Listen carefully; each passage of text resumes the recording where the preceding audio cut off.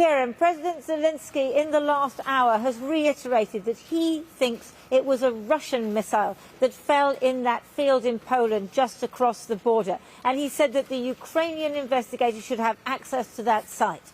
Well, today, Polish investigators went there, and they say because of the trajectory and for other technical reasons, they believe that it was a Ukrainian air defence missile that went astray. And the Americans say that they agree. And from the NATO point of view, well, they're breathing a huge sigh of relief, because the last thing they want is to be dragged into this war as a party.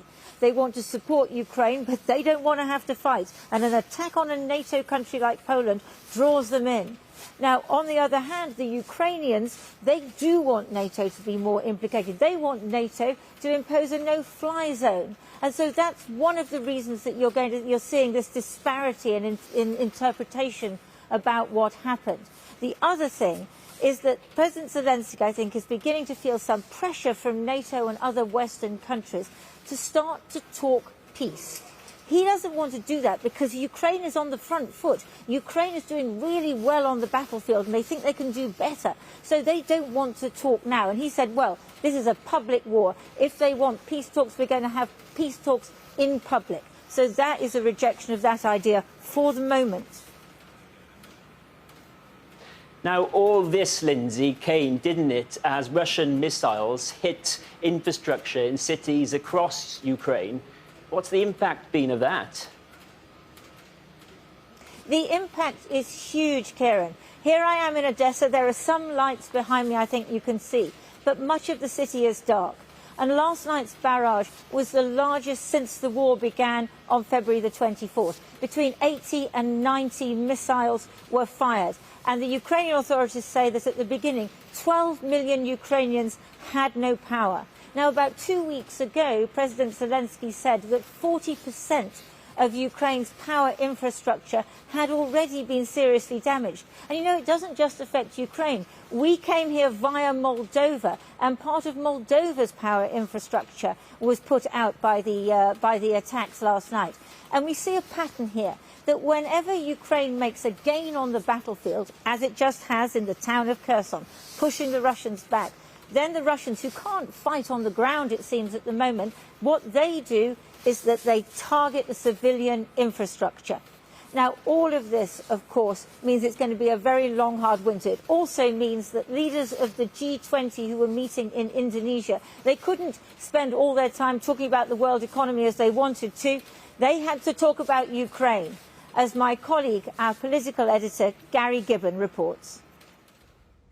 President Biden was woken in the middle of the night to be told about the missile landing in Poland, and he convened a meeting of the G7 leaders who are here in Bali and those NATO leaders who are here as well. It's extremely unusual for so many national leaders to be in the same place, able to meet face to face in immediate response to an incident like this. And the Americans and their allies hope it'll show resolution, even as they work out exactly what they're going to do next. The emergency meeting included Rishi Sunak, President Macron, the leaders of Germany, Japan, Canada. They were briefed on what was known about the incident in Poland and agreed President Biden would speak on their behalf while investigations continued. We agreed to support Poland's investigation into the explosion in rural Poland near the Ukrainian border, and I'm going to make sure we figure out exactly what happened. The rituals and photo opportunities of the G20 resumed, here visiting a mangrove plantation, while US sources clarified that the missile landing in Poland was thought to be from the Ukrainian Defence Forces and had been intended to knock out an incoming Russian missile targeted on Ukraine. While that lowered the temperature, British officials said it proved yet again how Russia's onslaught on Ukraine imperilled that country and many people beyond it. Rishi Sunak, who'd been woken at 5 with reports of the Polish incident, stayed away from this excursion to phone Ukraine's foreign minister and later called President Zelenskyy himself. None of this would be happening if it weren't for Russia's invasion of Ukraine. This is the cruel and unrelenting reality of Putin's war. As long as it goes on, it poses a threat to our security and that of our allies. And as long as it goes on, it will continue to devastate the global economy. In his first one-on-one conversation with President Biden, Ukraine again dominated the discussion. Britain and the US worked jointly at this gathering in Bali to get countries who've refused to sign up to criticism of Russia in the past to come closer to doing so here. They hope they may have started to lure some resistant countries closer to the Western camp. Russia's Foreign Minister Sergei Lavrov, still in his G20 host-issued party shirt, left Bali last night after the gala dinner. He said Western allies had politicised what was devised as an economic summit. It was President Biden's meeting with President Xi, which until now had been the biggest moment of this gathering in Bali, putting down, it was said, guardrails on the future relationship between America and China. But it's Russia that's come back to dominate this meeting, and America and its allies hope this G20 may have put some countries with a history of being neutral about Russia on a path to getting maybe more hostile. Gary Gibbon, Channel 4 News at the G20 in Bali. Well, as we've heard, NATO has said that the explosion in Poland was most likely caused by a stray Ukrainian air defense missile. However, a short time ago, I spoke to Julianne Smith, the US ambassador to NATO, and put it to her that Ukrainian officials had earlier called claims of their involvement a conspiracy theory. Well, we are going to continue to be in close consultations with our friends in Kyiv. This is a group that we are almost in daily contact with. We will certainly give them all the information that the investigation reveals. I know they're in contact with their Polish counterparts. Have you yourself spoken directly with Ukrainian officials today to try and de-escalate, to try and calm the situation in any way? Well, I think what you saw from President Zelenskyy today is him talking about the fact that it's important to let the investigation carry through its course, and that he had a very good conversation with President Duda in Poland. And I'm confident we will be able to not only make a shared assessment as to what actually happened, but that we will from there be able to carry on with our important support to Ukraine here across the NATO alliance from individual allies. This is a worrying development, whoever fired the missile, isn't it? I mean, what happens next? Will you put forward more money? Were you asking your European counterparts to stump up more cash? Well, let's first let the investigation be completed. And then it just so happened that today actually was another meeting of the contact group to begin assessing what additional air defense needs may be required for our friends in Ukraine. And then here at NATO, we are always assessing what the needs of our NATO allies are on the eastern flank. This is a regular part of the conversation that goes on here. So we will work with SACEUR on this and make a determination on what, if anything, is needed.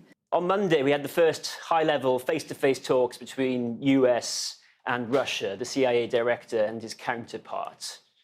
What should we read into those communications? Those channels have been opened up periodically over the last couple of months to, in essence, do one thing, and that is to send the Russians a very strong warning about the risks and the consequences of relying on their nuclear arsenal. This was, in essence, another round of talks focused on risk reduction and nothing more. I just want to bring us back to these tensions between the NATO position and the Ukraine position, because since NATO came out and said it was likely it was Ukrainian air defense missiles that were responsible for the missile in Poland, a senior Ukrainian official has come out and said that there was evidence of a Russian trace in that explosion. What do you make of that? Well, let's let the investigation conclude and let's let it run its course. I hope within the coming hours, within a few days, we're going to be able to sit around a table with our friends in Ukraine, with our NATO allies, with our friends in Poland to hear directly from the Poles what they have learned. The U.S. is trying to assist the investigation. And when we all come together, hopefully we'll be able to reach the same conclusion. I mean, this sort of public disagreement between NATO and Ukraine over something of this significance Doesn't that just play into Putin's hands? We've had many instances where NATO allies have looked at a particular situation and made one judgment. Ukrainian forces or the Ukrainian governments looking at the same situation, perhaps making a different judgment. What we have done repeatedly over recent months is to come together and work through any differences we have. We have deliberately shared intelligence with our NATO allies and with the Ukrainians for that exact purpose, to make sure that we're always looking at the same sight picture. And yes, occasionally differences either inside NATO headquarters or in conversations with our friends in Kyiv do bubble to the surface. But based on our experience over the last 10 months or so, I'm confident that we'll get there and eventually share the same assessment. Ambassador, thank you so much for speaking to us today. Thank you.